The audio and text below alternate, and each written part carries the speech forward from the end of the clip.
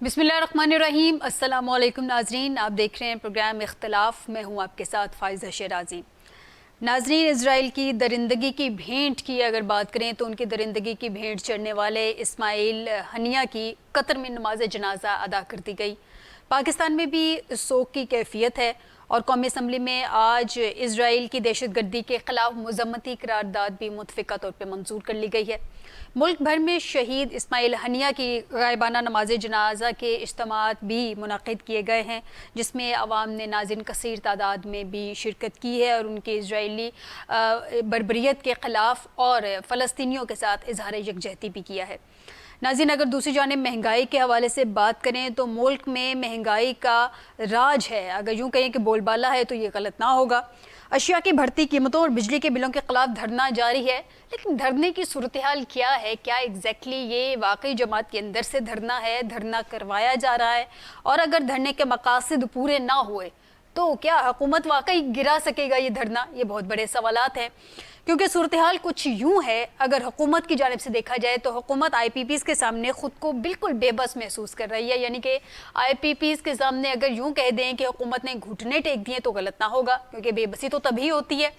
वज़ीर आज़म शहबाज शरीफ के हवाले से भी अगर कहें तो उन्होंने भी आज खुल के दो टोक कह दिया कि पावर सेक्टर और FBR ने अगर अपना किबला दुरुस्त ना किया तो खुदा न खास्ता हमारी नाव डूब सकती है। ये वज़ीर आज़म साहब के अल्फाज हैं। आखिर ये इदारे क्यों नहीं ठीक हो पा रहे? इन इदारों को किसने ठीक करना है? इस सब पे भी बात करेंगे प्रोग्राम में। और नाज़रीन, हुकूमत की तरह ऐसे लग रहा है कि अपोजिशन जमातें भी सिर्फ महंगाई का शोर मचा रही है, लेकिन आवाम को वाकई इस महंगाई से निजात दिलाने के लिए शायद संजीदा वो भी नज़र नहीं आ रही। क्योंकि तहरीक इंसाफ हो या JUIF हो, वो ज़बानी कलामी तो धरने वालों से इज़हार यकजहती भी कर रहे हैं, आवाम से भी यकजहती ज़ाहिर कर रहे हैं, लेकिन प्रैक्टिकली अमली तौर पर वो भी कुछ करते कोई ख़ास नज़र नहीं आ रहे। अभी कोई ठोस लाया अमल भी उनकी जानिब से सामने नहीं आया। तो अगर बिजली की कीमत यही रही नाजरीन, तो सनतों के हवाले से बहुत बड़ा सवाल सामने आ जाता है। सनतें कैसे चलेंगी? मुल्क आगे कैसे बढ़ेगा? मुल्क कैसे चलेगा? और बरामदात वो कैसे बढ़ेंगे? सब पे बात करेंगे आज के प्रोग्राम में। आपको बताएं कि हमें ज्वाइन किया है आसिफ अफान साहब ने स्टूडियो में। बहुत शुक्रिया आसिफ साहब आपका हमें ज्वाइन करने के लिए। शहजाद अनवर फारूकी साहब, बहुत शुक्रिया शहजाद साहब आपका भी ज्वाइन करने के लिए। डॉक्टर सईद इलाही साहब, बहुत शुक्रिया डॉक्टर साहब आपका भी ज्वाइन करने के लिए। सबसे पहले डॉक्टर साहब आपसे, कौमी असम्बली में आज हमने देखा है कि इस्माइल हनिया के कत्ल के खिलाफ मज़म्मती करारदाद मंजूर कर ली गई है, लेकिन डॉक्टर साहब ये गायबाना नमाज जनाजा के इज्तिमात भी हुए और अवाम की कसीर तादाद ने उसमें शिरकत भी की, लेकिन ये जो करारदाद आज पास की गई है, मंजूर की गई है, ये सिर्फ करारदाद की हद तक ही मुस्लिम ममालिक को एक्ट करना है या प्रैक्टिकली भी इनको अमली मैदान में भी उतरना है? मेरा ख्याल में जैसे आपने कहा है कि ये अमली तौर पर नहीं सिर्फ ज़बानी जमा खर्ची होगा, और सिर्फ पाकिस्तान ही नहीं बल्कि दुनिया भर के 50 से ज़्यादा इस्लामी ममालिक इसी पे इत्तफा कर रहे हैं कि वो ज़बानी एतराज़ात और उसकी मजम्मत करते हैं, लेकिन अमली तौर पर किसी किस्म का कोई फैसला नहीं किया गया और ना ही वो इस काबिल हैं कि अमली इकदाम उठा सकें। क्योंकि ये जो गठजोड़ है इसराइल का, अमेरिका का और यूरोपियन कंट्रीज़ का, ये बड़ा मजबूत नेटवर्क है। और आप देखें कि अमेरिका जैसी सुपर ताकत जो है वो इसराइल की पूरी हमायत और सपोर्ट पर उतरी हुई है, और इसके अलावा यूरोप में भी उनकी भरपूर हमायत मौजूद है। तो इस तरह मेरा ख्याल है सिर्फ एक दो ममालिक हैं जो हमायत करते हैं, जिनमें चाइना और रशिया शामिल हैं, लेकिन वो भी सिर्फ अभी तक ज़बानी जमा खर्च कर रहे हैं, और अमली तौर पर जो छोटा मोटा वो सपोर्ट कर सकते हैं, क्योंकि गजा में और बाकी जगहों पे पहुंचना मुश्किल है। सारा इलाका कंट्रोल्ड है हर तरफ से, इजराइल की तरफ से, और एक तरफ मिस्र और जॉर्डन है, वो भी एग्रीमेंट्स के तहत डायरेक्टली कोई इमदाद नहीं कर सकते। तो बड़ी बेबसी का आलम है, और इतनी बड़ी इस्लामी उम्मा जो है वो खामोश है। अगर वो खामोशी इख्तियार ही करे रखे और उसके अलावा सिर्फ अपने फलस्तीनी की इमदाद करते हैं, अद्वियात, खुराक और दीगर अशियाए खुर्दनोश वहाँ पहुँचती रहें, तो बहुत सी जानें बच सकती हैं। लेकिन मेरा ये ख्याल है कि जो हम तवक्को कर रहे हैं, एक बहुत बड़ा कोई इनकलाब आ जाएगा, बहुत बड़ा कोई एहतजाज होगा जिससे इसराइल रुक जाएगा, तो वो मुमकिन दिखाई नहीं देता। जब तक मुसलमान एक कुव्वत नहीं बनेंगे और इतनी बड़ी कुव्वत नहीं बनेंगे जो बड़े बड़े मुल्कों के लिए खतरा हो, उस वक्त तक खामोशी ही रहेगी। ठीक, आसिफ साहब से जान लेते हैं। आसिफ साहब, मुसलमानों को एक कुव्वत बनने की डेफिनेटली ज़रूरत है ताकि इस तरह के तमाम वाक़यात को रोका जा सके, अमन कायम किया जा सके। लेकिन आखिर आपको क्या लगता है, मुसलमान एक कुव्वत बन के क्यों नहीं उभरे? करारदादें पास कर देने से, करारदादें मंजूर कर देने से तो एक कुव्वत नहीं बना जा सकता। इजहार यकजहती करनी चाहिए, बहुत अच्छी बात है, लेकिन सिर्फ इजहार यकजहती, ज़बानी कलामी जमा खर्ची से मामलात ठीक हो जाएंगे? मेरे भाई सईद इलाही ने जिन जज्बात का इजहार किया है, मैं उनके जज्बात की कदर करता हूँ, लेकिन पर कित्थों। बात यह है कि कौन सी कुव्वत 50 से ज़्यादा ममालिक हैं और शर्म नाम की कोई चीज़ नहीं है। गैरत तो बहुत बड़ी बात है, शर्म भी नहीं आती इनको। और दूसरी बात यह है कि जनाजे पढ़े जाएं, गायबाना पढ़े जाएं, मजम्मतें किए जाएं और इसी ढटाई से जिए चले जाएं, यही हमारे जो इस्लामी उम्मा है उसका एक मेरा ख्याल चार्टर है, यही इनका अपना जो है इनका प्लान है और यही लाया अमल है। ये ज़्यादा से ज़्यादा यही कुछ कर सकते हैं, ना इनके पल्ले कुछ है, ना ये कुछ कर सकते हैं। और ले दे के हमारे यहाँ एक नया ढकोसला ड्रामा शुरू हुआ हुआ है कि जी कुछ प्रोडक्ट का बाइकाट कर दें, इसराइल डूब जाएगा, मर जाएगा, बर्बाद हो जाएगा। और भाई ये टेक्नोलॉजी आप इस्तेमाल कर रहे हैं, ये जो भाषण देते हैं प्रोडक्ट का, खाने पीने की चीज़ों का, शाय खुर्दनोश का, फूड चेन का बाइकाट करने का, जो लोगों को बेवकूफ़ बना रहे हैं, अपना चूरन बेच रहे हैं, उनसे पूछे ये जो आप जिस ऑटोमेटिक अपना क्या नाम है, आप ज़िंदगी से आप लुत्फ़ अंदोज़ हो रहे हैं, आप जिन गाड़ियों में बैठते हैं, लग्जरी गाड़ियों में बैठते हैं, जिस ठंडे एसी की हवा लेते हैं, जिन इंजेक्शन से आप सेहतयाब होते हैं, जिन इक्विपमेंट से, जिन लेबॉर्ट्रियों से आप टेस्ट करवाते हैं, ये कहाँ से ये किसने बनाए थे? तो भाई होश के नाखून लें, लोगों को बेवकूफ़ बनाना छोड़ें, जो असल अपना काम करने वाले हैं उस तरफ तवज्जो दें अगर कर सकते हैं। बाकी ये प्रोडक्ट का अपना बाइकाट कर दें, फलां का बाइकाट कर दें, ये ना खाएं, वो ना खाएं, आप सब कुछ खा जाएं। आपके इस्लामी अपना भाईचारे का चारा तो भारत कब का चढ़ चुका है। आप कौन सा इस्लामी उम्मा का भाईचारा और इस्लामी बरादर लिए फिर रहे हैं? कौन सा चूरन बेच रहे हैं? कोई इस्लामी बरादर नहीं है, सारे अपनी अपनी ज़रूरतों के सौदे और दलाली कर रहे हैं सारे।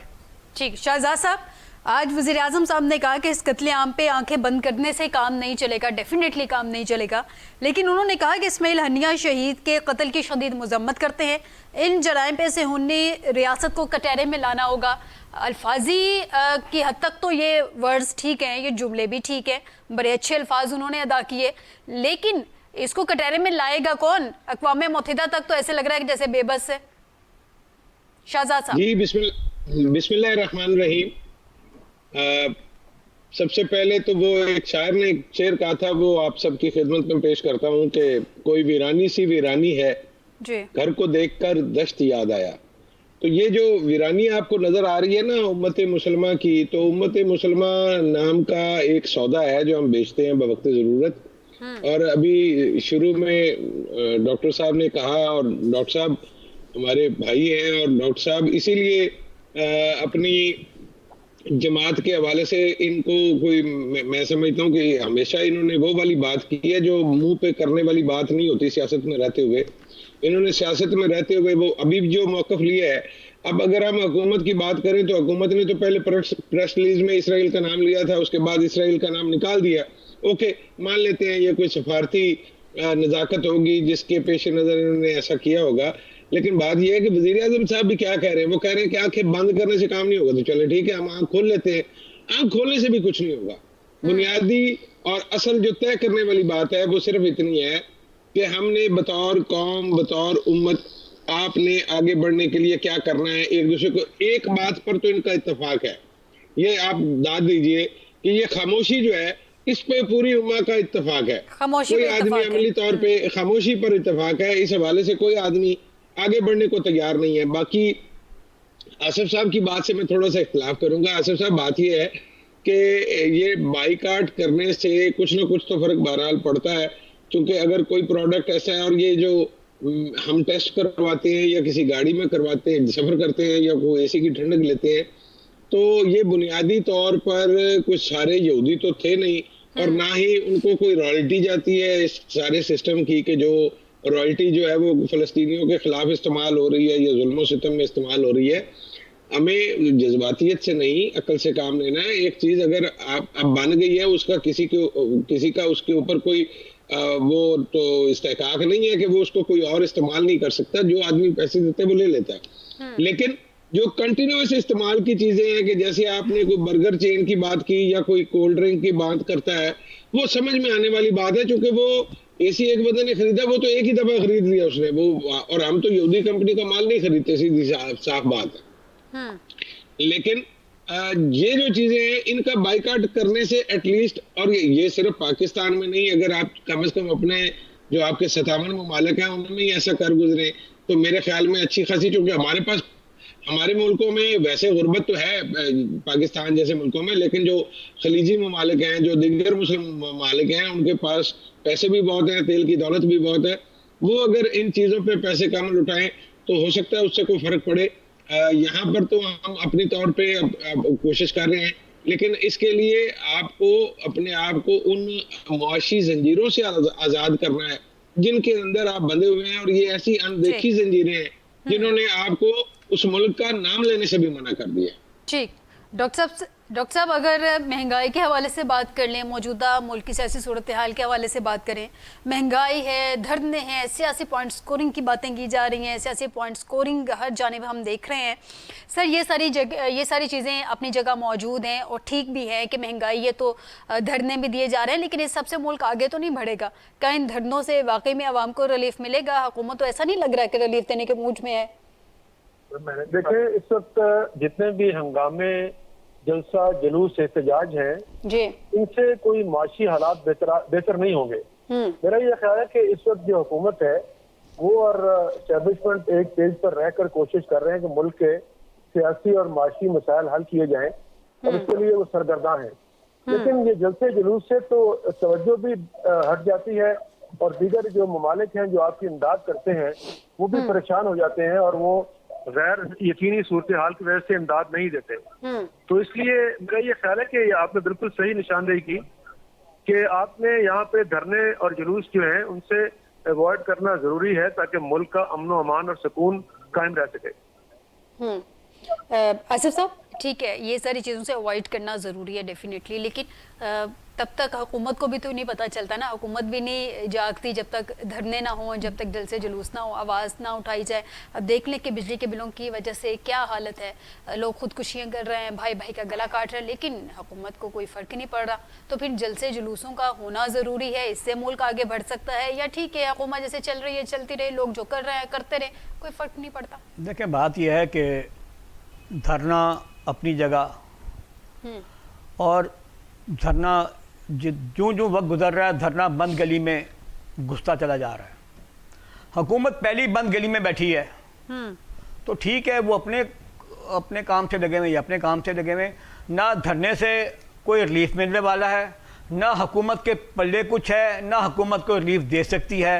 हुकूमत तो खुद बेचारी कहीं और अपना कहीं, मैं क्या कहूँ, अब क्या कहना चाहिए, तो हुकूमत ने क्या रिलीफ देना है? हुकूमत तो ना रिलीफ देने की पोजीशन में है, ना हुकूमत रिलीफ दे सकती है, चाहने के बावजूद, लेकिन स्टेटमेंट्स दे सकती है। आज स्टेटमेंट तो चल रही हैं। आप वज़ीर आज़म साहब ने स्टेटमेंट दिए, कह रहे हैं कि बिजली के मसले पर सियासत अवाम की तौहीन के मुतरादिफ है, यानी कि अब अवाम के मसाइल को उजागर भी ना किया नहीं। अवाम की तौहीन ये है कि अगर बिजली के बिलों के ऊपर, बिजली की जो लूटमार है उसके ऊपर बयान देना अगर सियासत है, जो लूटमार कर रहे हैं, जो लूटमार का बाइस हैं, जिनकी वजह से आज अवाम इन हालात से दो चार हैं, वो क्या है? वो तौहीन नहीं है? शर्म आनी चाहिए। ठीक है, शाहजाद साहब से जाने थे। शाहजाद साहब, वज़ीर आज़म साहब ने आज कहा है जनाब बिजली के मसले पर सियासत अवाम की तौहीन के मुतरादिफ है, और ये जो लोग अपनी जानें दे रहे हैं, क्या ये अवाम की तौहीन नहीं है? क्या जो इतने इतने बिजली के बिल आ रहे हैं, लोग खून के आंसू रो रहे हैं, बच्चे जो है वो 2 वक्त की रोटी नहीं खा पा रहे, क्या ये अवाम की तौहीन नहीं है? क्या इस तरह के मसाइल को उजागर करना ही अवाम की तौहीन है? जो लोग आज धरने दे रहे हैं वो सियासत बराए सियासत ही कर रहे हैं आपके मुताबिक, या वाकई अवामी मसाइल उजागर कर रहे हैं और हुकूमत को बुरा लग रहा है? वैसे फायजा, आप ना कभी कभी वो बहुत मासूमाना बातें करती हैं और लतीफा इतना अच्छा सुनाती हैं कि बंदा हंस भी नहीं सकता जी। ये जो आपने अभी बात की है, ये तौहीन तो उसकी होती है बीबी जिसकी कोई इज्जत होती है। ये जो वज़ीर आज़म साहब ने तौहीन कहा ना, तो मैंने ये भी चीजें साथ गिनवा दी। देखें ना, गुजारिश ये है कि तौहीन उसकी होती है जिसकी कोई इज्जत हो। तो आपके इर्द गिर्द ये जो 24-25 करोड़ आवाम फिर रहे हैं कीड़े मकोड़ों की तरह, जो रोज जीते हैं, रोज मरते हैं, रोज धक्के खाते हैं, कभी एक लाइन से निकलते हैं दूसरी लाइन में चले जाते हैं, कभी एक महीने एक चीज का बिल रोकते हैं दूसरी चीज का बिल दे देते हैं। इनके बारे में अगर आपको ये लगता है कि इनको तौहीन महसूस होती है, ये फायजा बीबी, ये वो कौम है, वो जिस तरह एक वाकया बयान किया जाता है ना कि वो बादशाह ने शर्त रखी थी कि जो बंदा मजदूरी करने शहर से बाहर जाएगा, शहर पनाह से बाहर जाएगा, तो उसको 2 छितर मारे जाएंगे। तो वो रोज 2 छितर लगते थे और वो वजीर को कहता था कि यार ये लोग एहतियाज करेंगे, उसने कहा नहीं करेंगे। तो वो एक दिन वफ्द आ गया इकट्ठा होके, तो बादशाह बड़ा खुश हुआ, उसने वजीर को कहा देखा मैंने तुम्हें कहा था। उसने कहा जी आने दे जरा, सुने क्या मुतालबा है। वो जब लोगों का वफ्द आया अवाम का, तो वो जो आप जिनकी तौहीन कह रही हैं, उन्होंने आके कहा कि बादशाह सलामत, ये ठीक है कि वो सुबह सुबह 2 छितर खाने पड़ते हैं, लेकिन अब ये रश बहुत ज्यादा हो जाता है तो लाइन बड़ी लंबी हो जाती है। तो आप मेहरबानी करें कि आप छितर बेशक 4 कर लें, लेकिन दरवाजे 2-3 और खोल दें ताकि ये रश ना हो सके, हमें लाइनों में ना लगना पड़े। बंदे बता दो, यानी कि हमारी आवाम का भी आपके मुताबिक यही हाल है। बंदे बता दो, आवाम जो है उसको कोई फर्क नहीं पड़ रहा। असल में मसला सिर्फ इतना है कि हर आदमी अपनी जगह पे कुछ छोटी मोटी वो चोरी चकारी करने में और अपना वक्त पास करने में, मैं डॉक्टर सईद इलाही साहब की जेब में से कोई 5000 निकालने के चक्कर में हूँ, आसिफ साहब जो है वो मेरी जेब से निकालने के चक्कर में है, हम इस तरह से गुजारा कर रहे हैं। अगर हम जनाब किसी चक्कर से नहीं गए? नहीं, मैं तो देखिए मासूम आदमी, मैं तो डॉक्टर साहब नहीं, बस जी जी नहीं, वो खुद तो बता रहे हैं ना, और आप लोगों को कंसीडर कर रहे हैं। जी शाहजाद साहब, अब गुजारिश ये है कि ये तौहीन शोहीन का छोड़ें, लेकिन बात आर्गुमेंट उनका बड़ा दिलचस्प है। उन्होंने कहा कि इस पर सियासत नहीं करनी चाहिए। अब सियासत क्या है? पहले सियासत की सियासत है ये।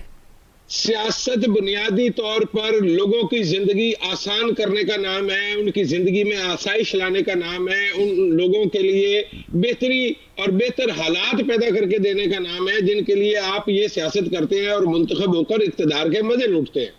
अब अगर उस रास्ते में कहीं बिजली का बिल पड़ता है, कहीं गैस का बिल पड़ता है, कहीं महंगाई आती है, कहीं आटे की कमियाबी आती है, तो भाई वो करनी पड़ेगी, क्योंकि यही असल सियासत है, क्योंकि अवामी मसला ये है।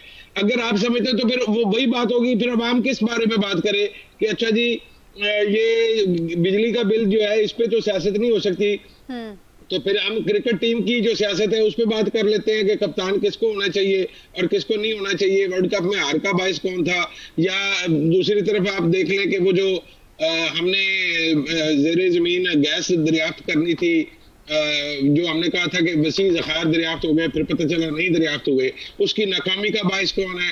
हम इस तरह की फिर सियासत कर लेते हैं, छोड़े दफा करें, बिजली है नहीं है, महंगी है सस्ती है, लोगों को मिल भी रही है या नहीं मिल रही, गैस के क्या हालात हैं, पेट्रोल के क्या हालात हैं, गाड़ियों के किराए क्या हैं, फिर इस सब को आप अपनी बहस में से निकाल दें, अवाम को निकाल देना, अवाम को निकाल दें। आप अच्छी बातें किया करें, आप ये बताया करें कि जनाब किस तरह से हमने अपनी क्रिकेट टीम को आगे लेकर चलना है, किस तरह से हॉकी जो है वो बहाल हो सकती है, किस तरह से वो ओलंपिक्स में हमारा नेज़ेबाज जो है वो नया एक तमगा लाएगा। फिर इस तरह के आप डिस्कस जो है ना होम्योपैथिक किस्म के मौजूदात रखा करें। आप ये देख लें कि ये जो सड़कों पर कल पानी जमा हो गया था, तो क्या ये जो पानी था ये सही जमा हुआ था या गलत जमा हुआ था, इसको कहीं और जमा होना चाहिए था, ये बड़ा बदतमीज पानी है। यानी कि सियासत बराए इशू हो गया ना फारूकी साहब, सियासत बराए इशू हो गया, सियासत बराए अवाम ना रहा, फिर ये इस किस्म की सियासत होनी चाहिए। तो अवाम की सियासत यही है जिसे वो मना कर रहे हैं। लेकिन दूसरी बात ये है, वो दूसरी तरफ कहते हैं कि इस पे बात ना करें, बात क्यों ना करें, ये सब सियासतदानों की लूट मार है, उनके बहाने हैं, ये उन्हीं के कंपनियां हैं जिन्होंने ये सारे अपना IPPs कायम कर रखे हैं और उसके लिए कोई तखसीस नहीं है। वो तमाम पार्टियों में मौजूद है, वो एस्टेब्लिशमेंट में भी मौजूद है, वो निगरान हुकूमत में भी वजीर थे, वो आज भी वजीर थे, वो PTI की हुकूमत में भी वजीर थे, वो पीपल्स पार्टी की हुकूमत में भी वजीर थे। तो आप हमें ये बता रहे हैं कि हम उस तरफ से आंखें बंद कर लें, क्योंकि उससे तो फिर सियासत हो जाएगी, मुल्क में अदम इस्तेहकाम फैल जाएगा। तो फिर बताइए हमारे पास क्या रास्ता है? फिर हम बिजली का बाइकाट खामोशी, मैं आपको बताती हूँ इसका एक ही हल है, वो है खामोशी। खामोशी इख्तियार करें ताकि कोई बात ही ना हो ना, ताकि कल सियासत बराए सियासत का ताना ही ना पड़े। डॉक्टर साहब से भी उनका पॉइंट जान लेते हैं। डॉक्टर साहब, एक जानिब तो कह रहे हैं कि सियासत बराए सियासत नहीं करनी चाहिए, सियासत बराए सियासत सियासी जमातें कर रही हैं, है सियासी जमात तो उसने सियासत ही करनी है। लेकिन दूसरी जानिब वज़ीर आज़म साहब खुद इस बात को एडमिट कर रहे हैं कि पावर सेक्टर और FBR सही ना हुए तो खुदा न खास्ता मुल्क की नाव डूब सकती है। तो सर, इन इदारों को फिर ठीक किसने करना है अगर मुल्क का वज़ीर आज़म इस तरह की बेबसी जाहिर करेगा? डॉक्टर साहब हमारे साथ मौजूद हैं। नाज़रीन, डॉक्टर साहब से दोबारा रब्ता करने की कोशिश करते हैं। आसिफ साहब, सेम क्वेश्चन आपसे। इस सादगी पे कौन ना मर जाए है खुदा। अब वज़ीर आज़म साहब जो बातें कर रहे हैं, सर अवाम तो एटलीस्ट ना मरे, वो तो पहले ही मर रहे हैं। अवाम तो खैर किसी खाते में नहीं, वो तो मरे हुए पहले के कब के मरे हुए, मरों को मार रहे हैं। ये मुर्दे फिर रहे हैं बेचारे, जो अवाम जिनको आप कहते हैं, सारे इनकी नज़र में सारे मुर्दे हैं। अगर बात यह है कि इन्होंने आज तक कभी अवाम को अवाम समझा ही नहीं है, इनको इंसान नहीं समझा कभी इन्होंने। अवाम तो बहुत बात की बात है, इनको इंसान भी नहीं समझते वो, इनको वो हकूक भी नहीं है जो बहैसियत इंसान अवाम को होने चाहिए। जब आप अवाम को इंसान ही नहीं समझते, आप इस काबिल ही नहीं समझते, बाकी मराज सहूलियात रिलीफ वगैरह की तो फिर बकवास ही है सारा कुछ। दूसरी बात यह है, बात भी ना की जाए, डिमांड भी ना दूसरी की बात यह है कि जो अपना खदशा जाहिर किया है नाव डूबने वाला, हुजूर नाव डूब चुकी है, होश कीजिए। वजीर आजम साहब, किस मुगालते में बैठे हैं आप? नाव डूब जाएगी, नाव तो डूब चुकी है।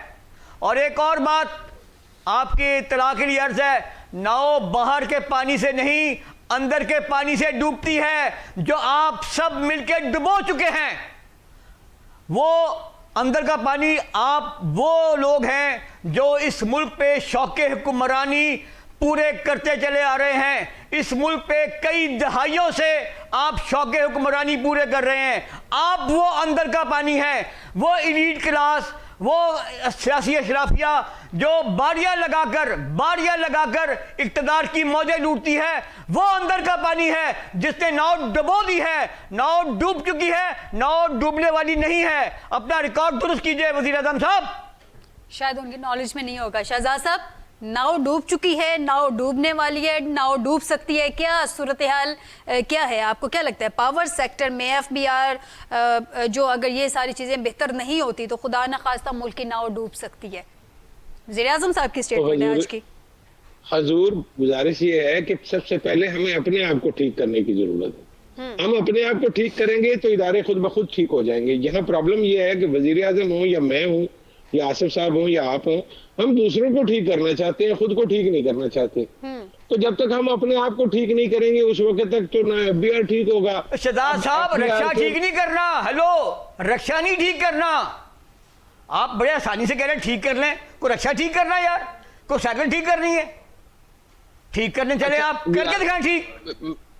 अगर और भाई खराबी के जिम्मेदार, खराबी के मूजद, खराबी के बानी वो कह रहे हैं यार, आप कह रहे हैं आप कमाल बात करते हैं। आपकी राय का एहतराम है। मैं इस बात से इत्तेफाक करता हूं कि इस नाव में छेद हैं और बेशुमार छेद हैं और यकीनन। सॉरी, मैं आपकी बात काट रहा हूं शहजाद साहब, ये सब मिलके नाव में छेद कर रहे हैं, सब मिलके छेद कर रहे हैं। और हर बंदे का ये इल्जाम है कि मेरा कोई कसूर नहीं है, जो फलां ना फलां ओदा मोरा वड्डा सी, ओदा छेद वड्डा सी, तां नाव डुबी है, डूबी हुई नाव मिली है। हर आने वाली हुकूमत यही क्लेम करती है। हिस्सा बकदरे जुस्सा सभी छेद कर रहे हैं इस कश्ती में, लेकिन एक दूसरे को मुर्दे इल्जाम ठहरा रहे हैं कि फलां का छेद जो है ना मुझसे बड़ा था इसलिए नाव डूबी है। नाव तो डूब चुकी है जी शहजाद। अच्छा देखिए, अब नाव तो डूबी है भाई, मेरी, आसिफ साहब की और फायजा की डूबी है। ये जो हमारे लोग देख रहे हैं सुन रहे हैं 24-25 करोड़ लोग, इनकी डूबी है।